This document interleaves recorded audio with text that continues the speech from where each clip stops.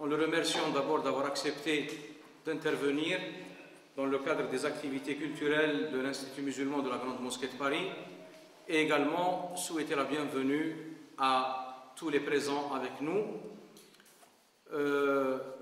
Comme le temps est précieux, et je ne veux pas bien sûr diminuer de cette occasion pour laisser la parole à Cheikh Khaled Bentounes, qui interviendra, comme vous l'avez déjà su, sur un thème très important par rapport aux initiés et aux musulmans en général, et qui est cette notion de miséricorde mohammedienne, et certainement, pour aller un peu plus loin, la réalité mohammedienne.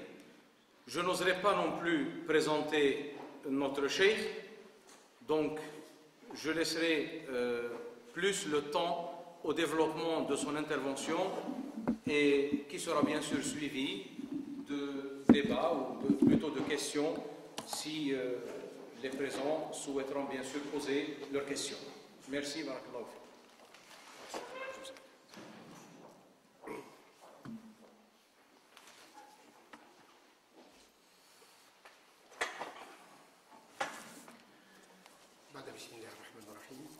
Mesdames et messieurs, chers amis, assalamu alaikum. Je me réjouis de partager ce moment avec vous dans ce lieu historique qui a une grande signification pour nous. Mais je demanderai votre indulgence. J'ai un peu la voix enrouée. Je reviens d'un long voyage et je souhaiterais surtout que ce moment soit un moment de débat, d'échange. Je ne suis pas venu vous donner ou vous apprendre au fait quoi que ce soit de nouveau, mais réfléchir ensemble et se ressouvenir de ce que nous sommes, d'où nous venons, et notre relation à l'absolu, notre relation au divin et notre relation à la création. La notion de la rahma. Vous savez que tout acte dans l'islam, qu'il soit un acte de dévotion ou un acte, je dirais, civil, commence toujours par cet énoncé qui est Bismillahi ar-Rahman ar-Rahim, au nom de Dieu, le clément, le miséricordieux. Certains le traduiront différemment, le compassionnel, le très miséricordieux. Donc, l'essentiel, ce n'est pas dans la traduction elle-même, parce que la traduction d'une langue à une autre ne peut redonner exactement le sens du mot ou du verbe. Mais l'essentiel dans cette miséricorde, dans cette rahma, c'est qu'elle s'inscrit dès le début de l'islam comme un énoncé reliant le divin en tant que divin à sa création par la miséricorde, par la compassion. Et certains même verront que dans la traduction du Rahim, même une nouvelle idée, celle du matriciel. Car dans la langue arabe, la matrice, Rahim, c'est exactement, elle provient de la même racine.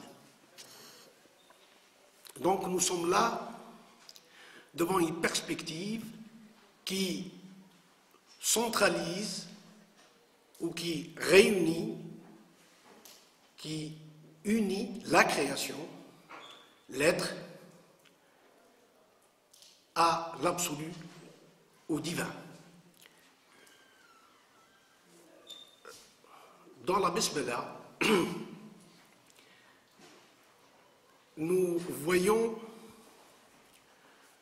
que c'est la clé qui, par elle, nous ouvrons l'espace profane vers l'espace sacré.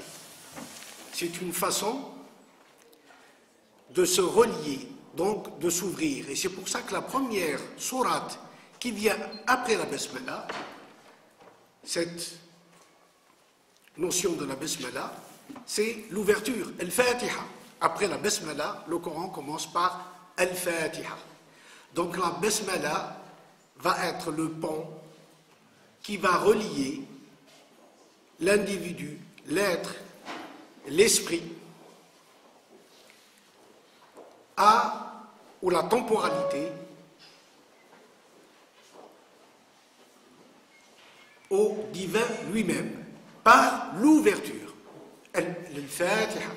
Bismillahi ar-Rahman ar-Rahim. Alhamdulillahi Rabbil Alamin. Louange au Seigneur des univers. Donc, à travers la Basmala, nous nous ouvrons vers l'espace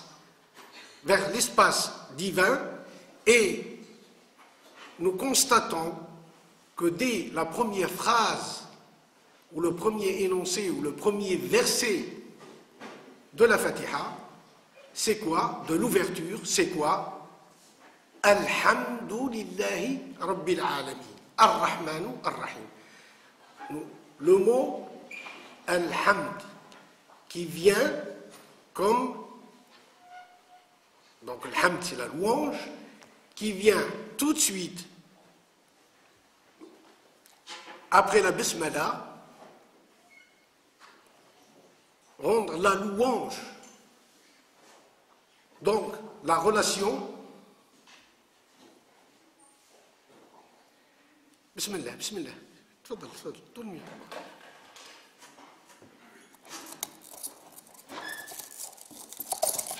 Nous sommes dans l'ouverture, et l'ouverture est une façon aussi de nous apporter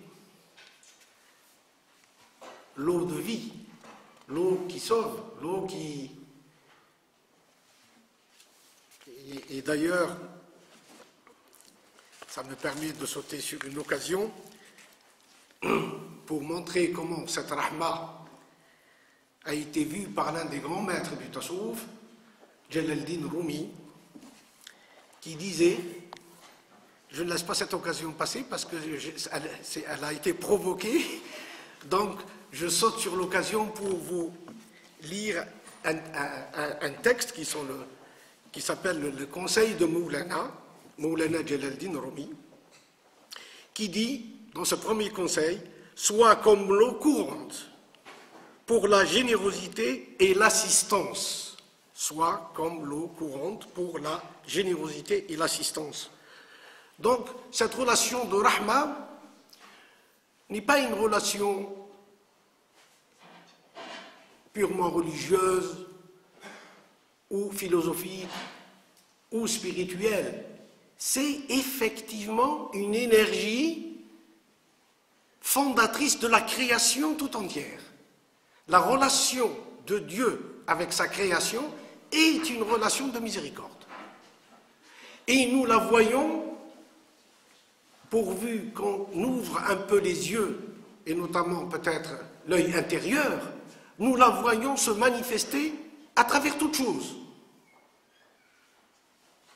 À travers la relation qui gère l'univers ou les univers tout entiers.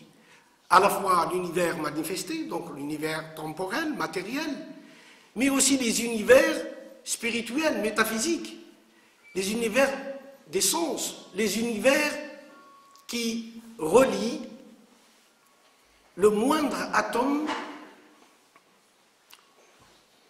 au reste. Nous voyons que cette relation de miséricorde, c'est une relation qui permet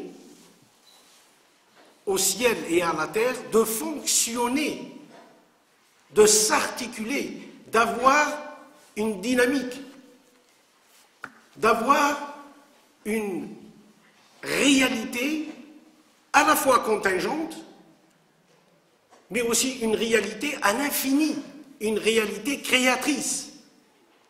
Nous faisons partie de cette rahma, nous sommes issus de cette rahma, de cette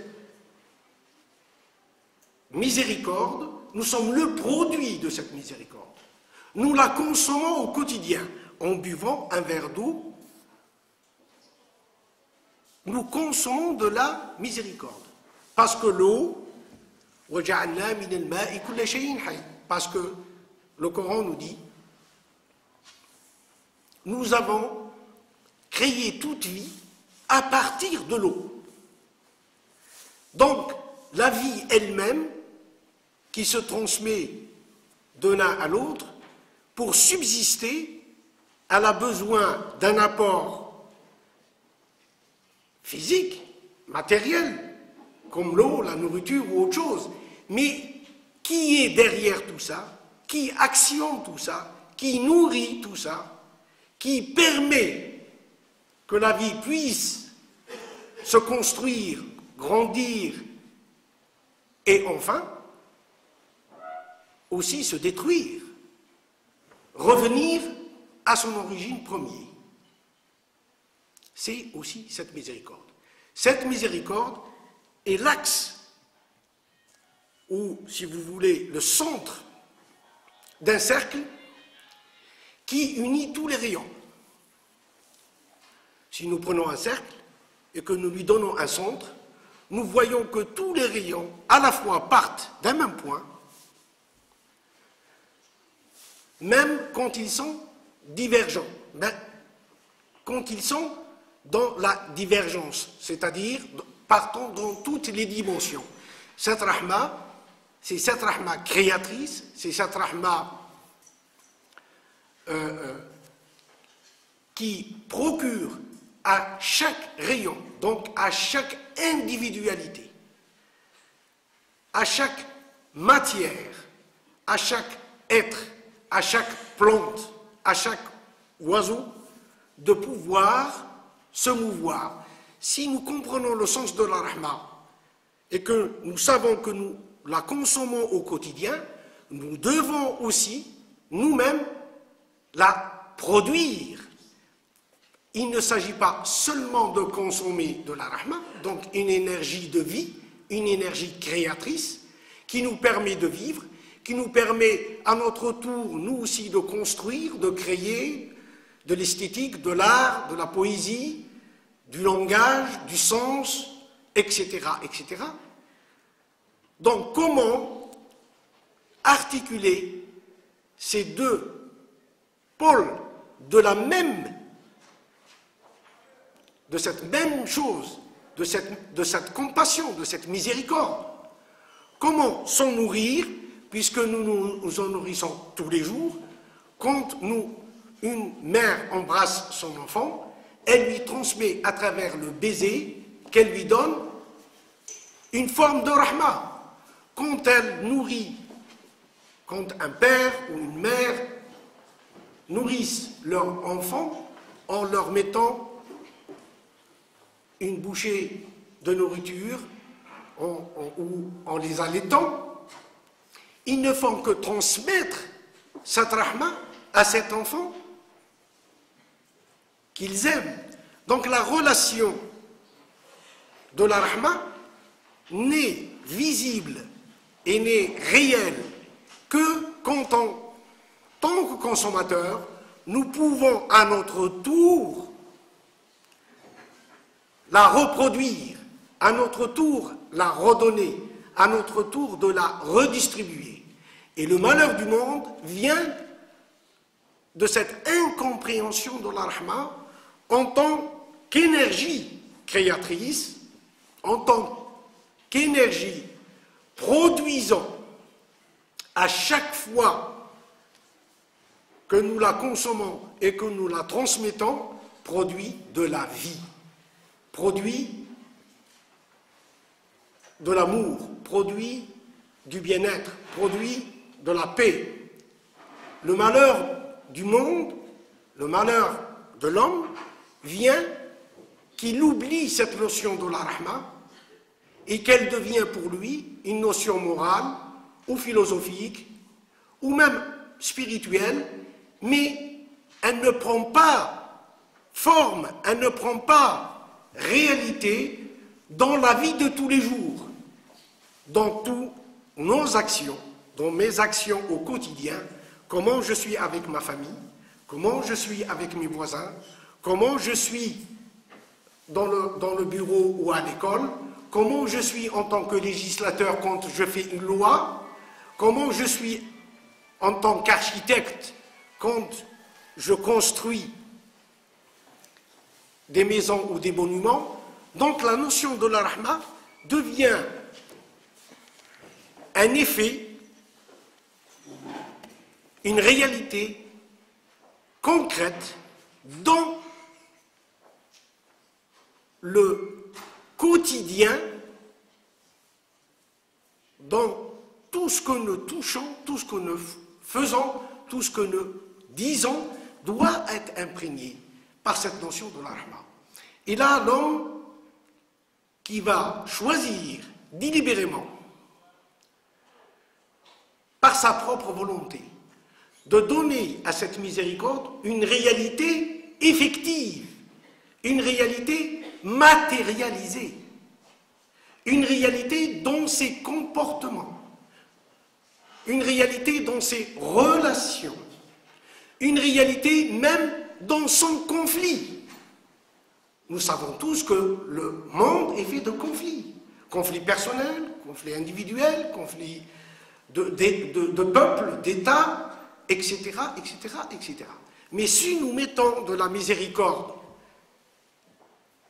même entre nous et l'adversaire, nous pouvons faire de cet adversaire, nous pouvons lui donner cette notion de complémentarité. Il devient alors un complément dans notre propre réalité de ce monde. Il devient un partenaire, il comprend que du conflit peut sortir un partenariat social, politique, philosophique, intellectuel, spirituel, matériel, etc. Donc, vous voyez que l'importance de la rahma dans la vie au quotidien est quelque chose d'inouï si on la comprend comme une énergie et non comme une formule magique ou sainte, mais qui n'a aucune relation au quotidien dans nos apports, dans le vécu de tous les jours. Et dans cette rahma, là aussi, par rapport au Coran, c'est dans cette rahma que s'inscrit, nous dit le Coran, le message mohammedien. C'est pour ça que dans la tradition musulmane, c'est une rahma mohammedienne. C'est-à-dire, quand le Coran dit quand nous t'avons envoyé que comme une miséricorde pour les univers, cette miséricorde se rapporte à la miséricorde, cette miséricorde qui se rapporte à la miséricorde divine, devient effective, devient mohammedienne, devient l'être lui-même, mais un être qui, je vous avais dit, quand il la reçoit, le premier de ses énoncés, le premier de sa reconnaissance, c'est la louange. Alhamdulillahi Rabbil Alamin Ar-Rahman Ar-Rahim.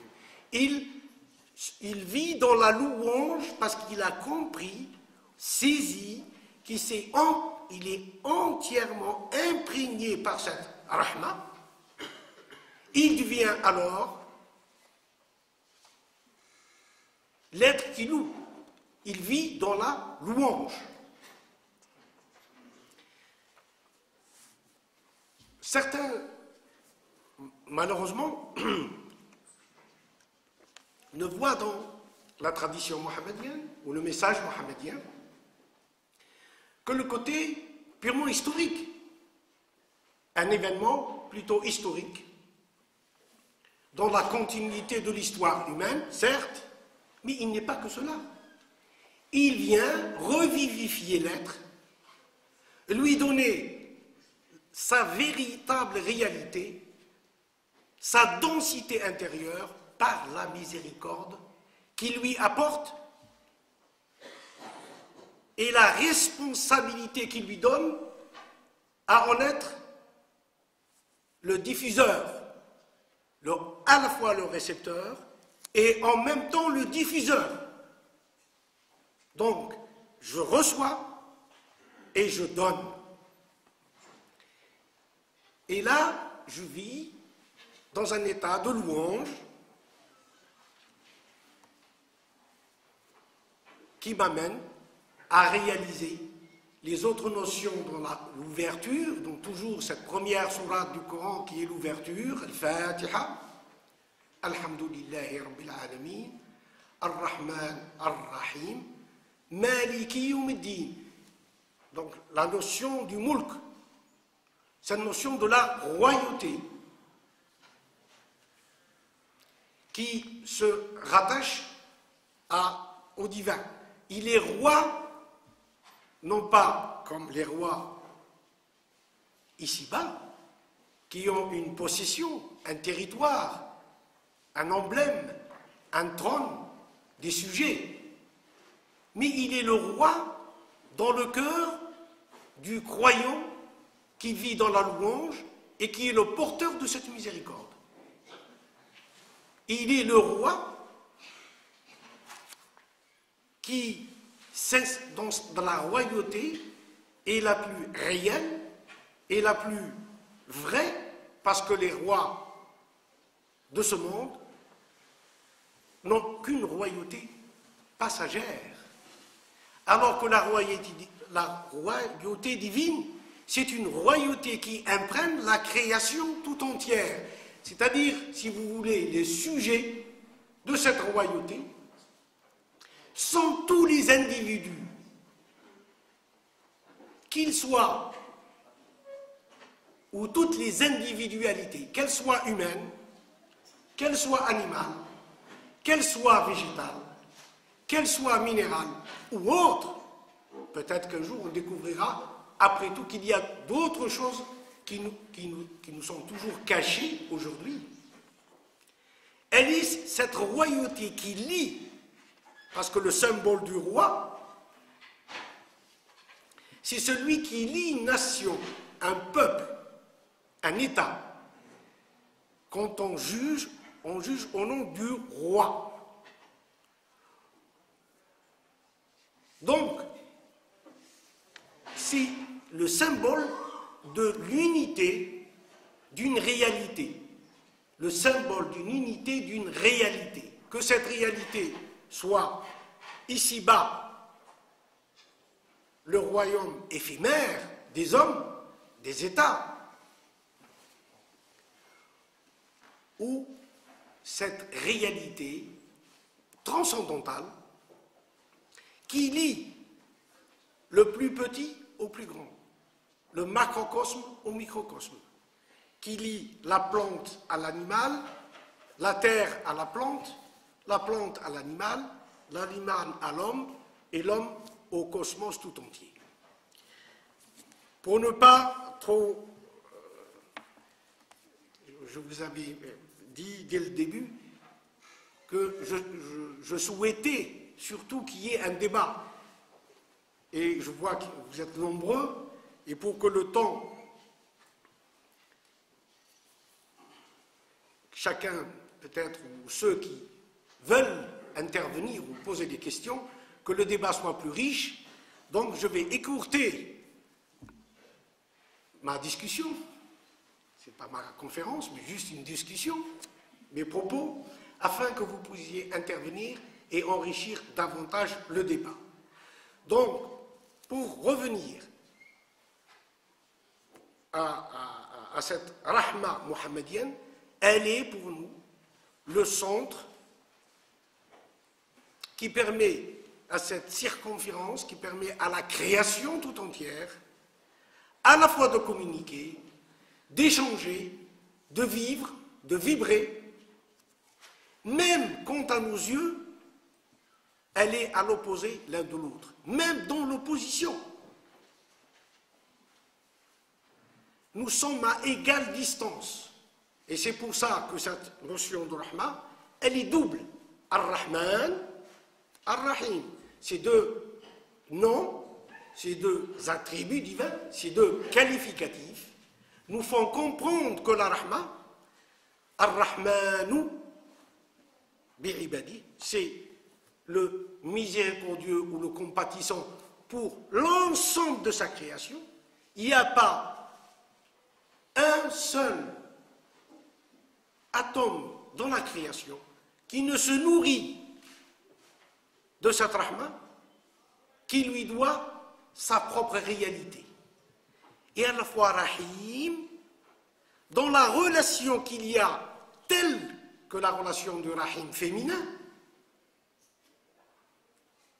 avec l'enfant que la mère, quand l'enfant jaillit du ventre de sa mère, et qu'il est attaché à elle par un cordon ombilical, et qu'il faut couper ce cordon, car sans la coupure de ce cordon, l'enfant resterait attaché à sa mère le restant de sa vie. Mais en coupant ce cordon ombilical physique, nous ne couperons jamais la relation de cette rahma, de la mère à son enfant. Et tout ce qui se crée, nous le voyons même chez les animaux, cette relation qu'il y a entre